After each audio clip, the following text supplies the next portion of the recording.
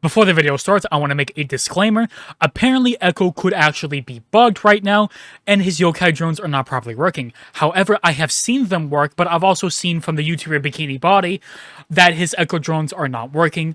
So that might be a turnoff for some of y'all, but I thought I should warn y'all. We know when you're watching, right?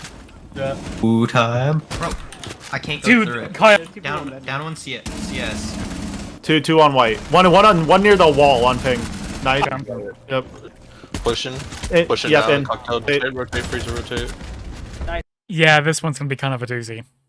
Welcome back to another Operator How-To, and today we are covering Echo. Echo is a 2-speed 2 armor that specializes in anchoring, intel gathering, and crowd control. He can successfully do this by bringing his 2 yokai drones. This is what the yokai drone looks like.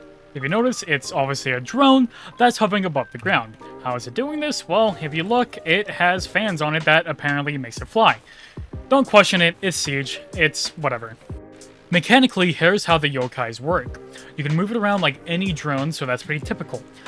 But however, the second you try to jump with it, it will try to attach itself to any soft roof surface.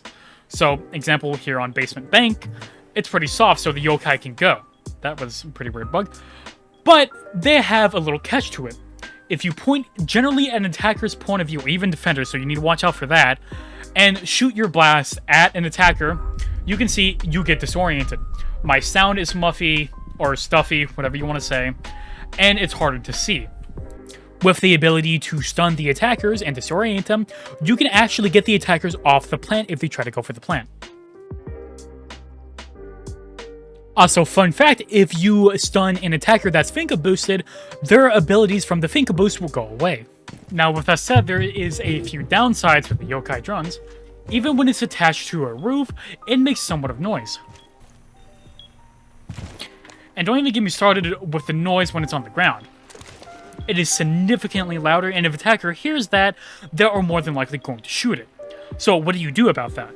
What I've typically seen in some Pro League games when they're playing Echo is trying putting the yokais in areas where it's harder to see the yokais. Here's an example. By putting it on this lamp on bank, I can still see a good amount of stuff here. And if I notice, it's a little bit harder to see, provided I back it up. Even if I back it up, I still see quite a few things. And at a first glance, you're not really going to see it unless you're really paying attention. And like I said, I hear that noise, so an attacker's going to be aware of that. And again, it's pretty loud. Some good spots to place yokai drones is on these pillars on Chalet. Well, that's... I can move it around on these pillars, and I can see a lot of the site.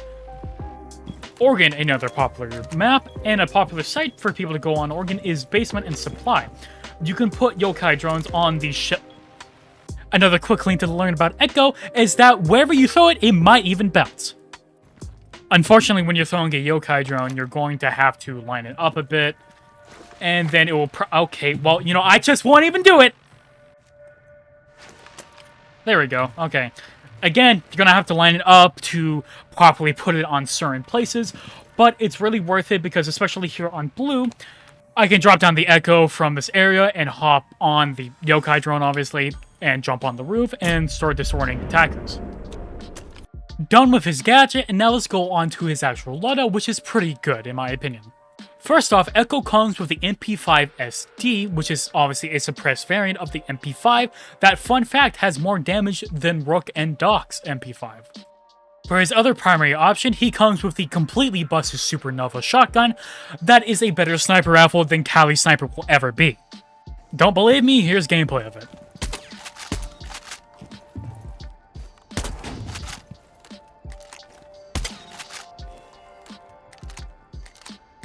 As you saw up close, it can do almost 200 damage if all the pellets hit, and I wouldn't be surprised if it can do 200 damage.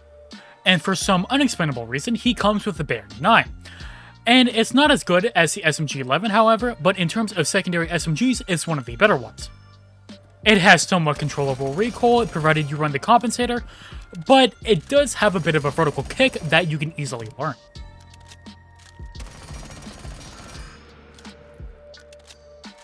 Running up with Echo, with his amazing guns and gadget, he also comes with amazing secondary gadgets, that being the deployable shield and impact grenades, as if you don't have a shotgun already. This is an easy choice. For the most part, you'll be running the deployable shield and playing behind it. Considering the fact you have the supernova shotgun, you are basically playing like smoke. And now, as a newer player, you may be asking yourself, do you want to get Echo? And in my personal opinion, you should heavily consider Echo if you don't have him already. He's an extremely fun and kind of busted operator at the same time. However, the busted part of Echo is mainly to do with his supernova shotgun.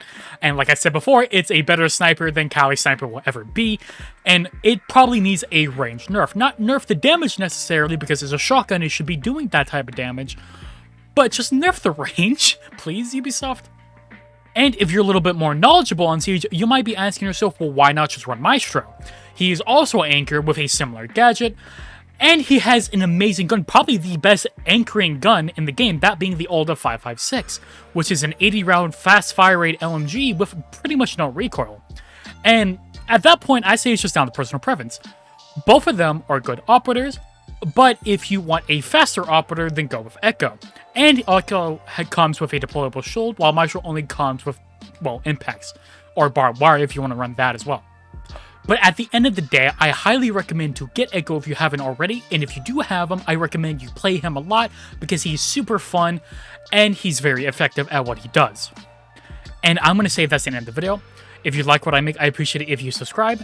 And if I helped you decide if you want to get Echo, go ahead and check out my playlist where I've covered almost every operator in the game, and I might help you decide if you want to get another operator or not.